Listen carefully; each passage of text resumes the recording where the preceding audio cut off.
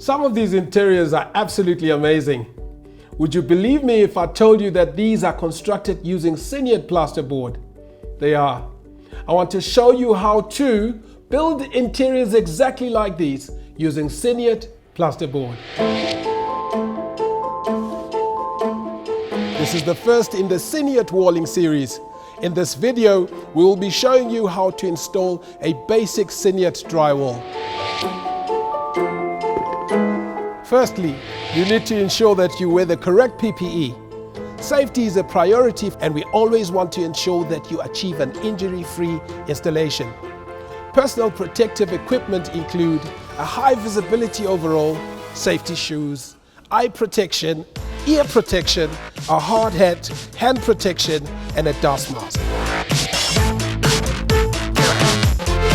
For the tools, the following tools will be required to complete the job. A tape measure, tin snips, a builder's square, an engineering square, a spirit level, a utility knife, a chalk line, a plumb bob, an impact drill, a cordless drill, a carpenter's pencil, and a screwdriver. Finally, what I wanted to show you, our Siniat product. This is our Siniat 12mm plasterboard.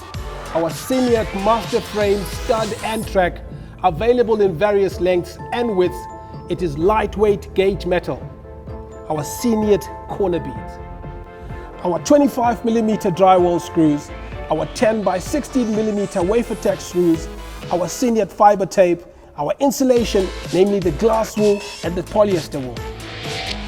Before you begin, it is important to have the design and drawing specifications. This will be your guideline in the building of the structure. Now that we have the correct PPE, the correct tools and a plan, we can begin with the actual installation. Firstly, we begin with the single layer installation. Set out the layout of the wall on the floor. Determine and mark the wall position and make allowance for openings. Cut the Siniat master frame track to the correct length using tin snips.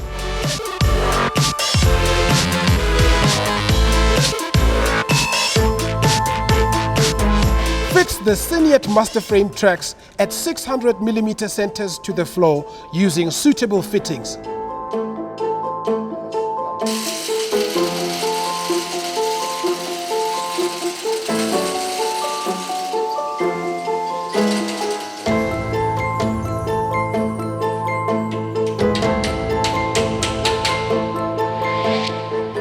And now to install the studs.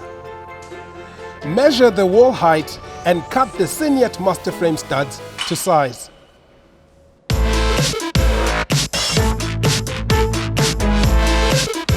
Insert the Siniat master frame studs onto the tracks and twist into position. Ensure the stud is plumb against the wall. Use a spirit level to ensure that the studs are vertical and square.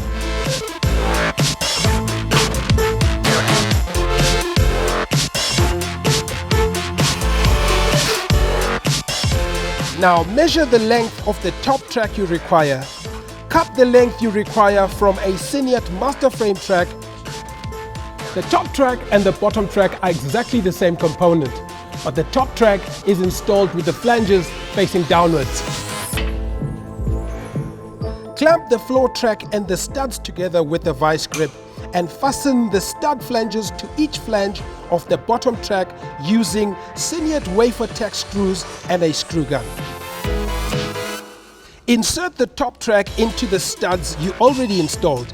After making sure that the floor track and the top track are in line and level with each other, the top track can now be fixed to the structure, that is, the concrete slab or the steel structure. The rest of the studs can now all be cut to the length required to insert into the top and bottom tracks or 600mm centers. Twist all the studs into position. Here's a wonderful tip. After you've put on your Siniat plasterboard, you will not be able to see the studs and their position. So a trick that guys use out in the industry is that you will mark on the floor so that you can always get the position of where your studs are.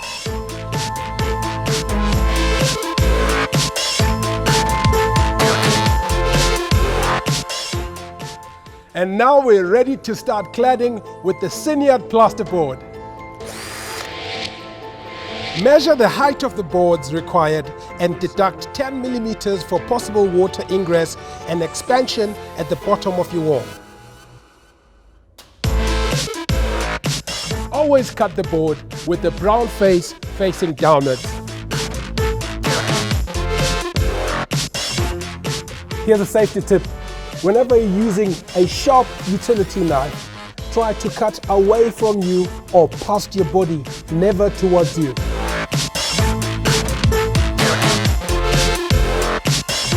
Using a straight edge, cut the boards to size with a utility knife. Edges must be cut neatly.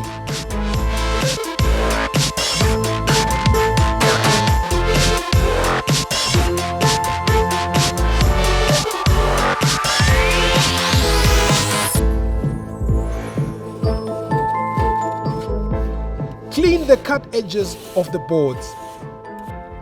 Mark the screw positions on the face of the board using a tape measure and chalk line.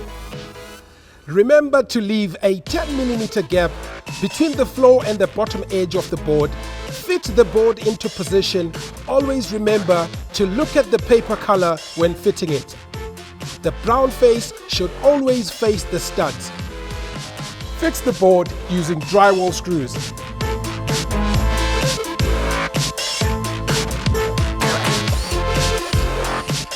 Screw spacing connecting the boards to the stud must never be more than 220 millimeters apart.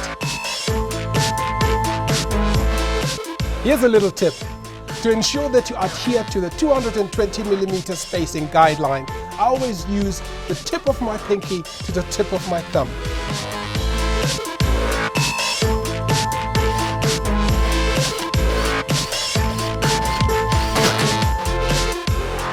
Install the boards on the face of the wall, leaving a 2 mm gap between each board.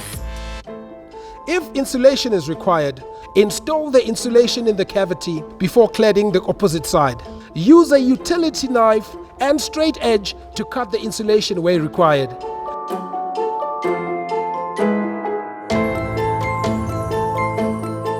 Make sure that there are no gaps in the insulation. After installing the insulation, the rest of the boards can be installed using screw spacing not exceeding 220 mm centers using Siniat drywall screws.